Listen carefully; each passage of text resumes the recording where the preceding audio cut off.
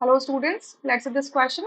The question says assertion and reason is given to you. ठीक है, आपको correct option ऐसा choose करना है after understanding both assertion and reason.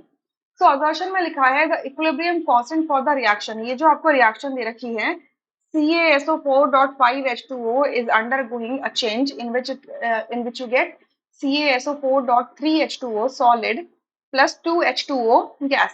सो इसके लिए यहाँ पर Kc लिखा हुआ है. Kc क्या होगा? Equilibrium constant in terms of concentration. ठीक है, इन टर्म्स ऑफ कॉन्सेंट्रेशन. सो यहाँ पर आप क्या देखोगे, अगर आप सिंपली इक्विलिब्रियम कांस्टेंट होता है, यानी कि आप ये कह दो कि ये यहाँ पर C नहीं होता, ये C हटा दो, ये C नहीं होता, तो आप इक्विलिब्रियम कांस्टेंट इसी तरीके से लिखते हैं. ठीक है, बट सिंस यहाँ पर ये Kc लिखा हुआ है, तो आपका जो सॉलिड्स का कॉन्सेंट्रेशन होता है, सॉलिड्स का क्या होता है concentration, it is taken as unity.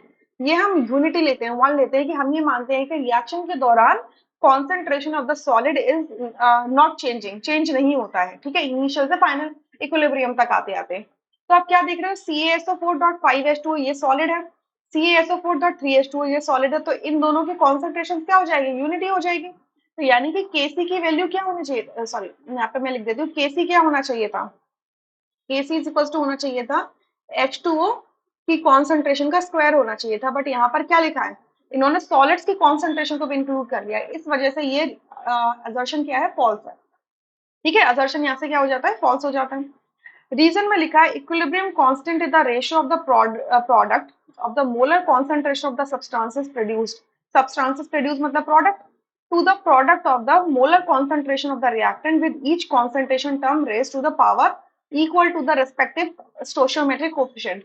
ये जो रीजन है ये बिल्कुल पूरा सही दे रखा है कि इक्विलिब्रियम कांस्टेंट जो होता है K, वो क्या होता है, कॉन्सेंट्रेशन ऑफ द प्रोडक्ट की पावर जो भी इसकी कोफिशिएंट है x divided by concentration of reactant की पावर कोफिशिएंट y. सही है, बट यहाँ स्टेटमेंट लिखते समय एक चीज और इंक्लूड करनी चाहिए थी, वो थी एट अ गिवन टेम्परेचर, एक सर्टेन टेम्परेचर पे, जो इस स्टेटमेंट में इंक्लूड नहीं की गई है.